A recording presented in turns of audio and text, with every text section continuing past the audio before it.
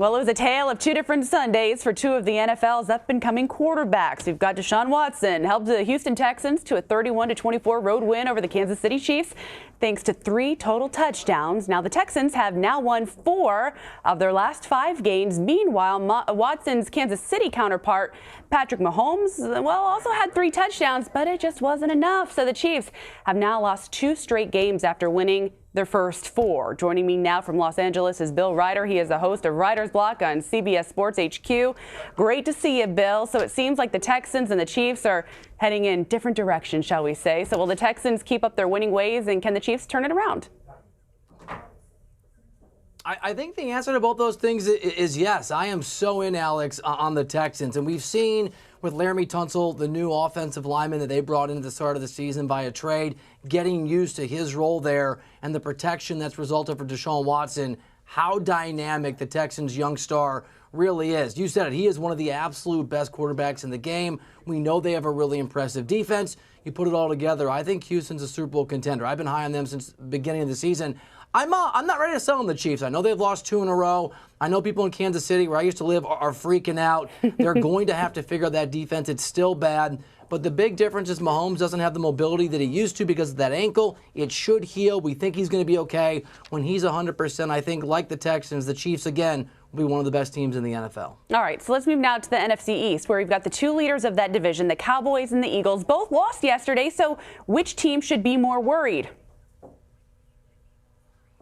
Yeah, I think the answer is the Cowboys should be more worried. It's been bizarre watching them lose games that they shouldn't on the road, lose games to teams they shouldn't. I still like the Eagles. The Eagles went into Minnesota and played a really tough Vikings team. The Vikings especially difficult when they're playing at home. I'm not selling on the Eagles because they lost in Minnesota. For me, whatever's going on with Dak Prescott, whatever's going on with the Cowboys, their head coach Jason Garrett, there are real concerns, and I think that's the team you got to be worried about. If you're a Cowboys fan, got to figure it out quickly. Well, out west, we've got the 49ers remained unbeaten after taking down defending NFC champion and division rival, the Los Angeles Rams. So are the Niners for real?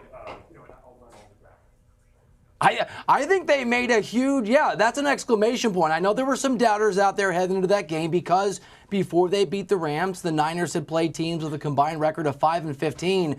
But Los Angeles is a very good football team. We know that from last year when they made the Super Bowl. And the fact that the Niners' defense looked just as dynamic against a good Rams team and their offense looked just as dynamic against a good Rams team, crazy as it may sound, Kyle Shanahan plus Nick Bosa plus Jimmy Garoppolo equals the 49ers and one of the best teams in the National Football League. It's legit. All right, well, let's move to the Redskins now. They're reportedly considering Mike Tomlin as their next coach, but he's already coaching the Steelers. So what more do we know about this? Yeah, I wish I could dunk a basketball. That's not going to happen. I'm sure Dan Snyder wishes he could bring in Mike Tomlin.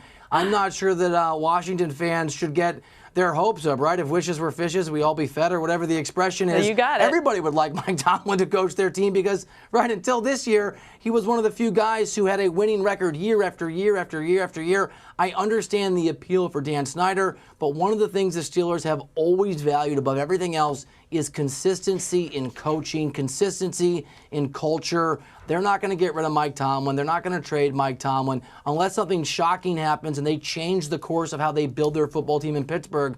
I have a feeling Mike Tomlin's going to be there like he has been for a long time. All right, Bill, I always like to put you on the spot. Let's talk about finally tonight's Monday night matchup featuring 2 NFC North rivals. You got the Green Bay Packers, Detroit Lions. What's your prediction for this one?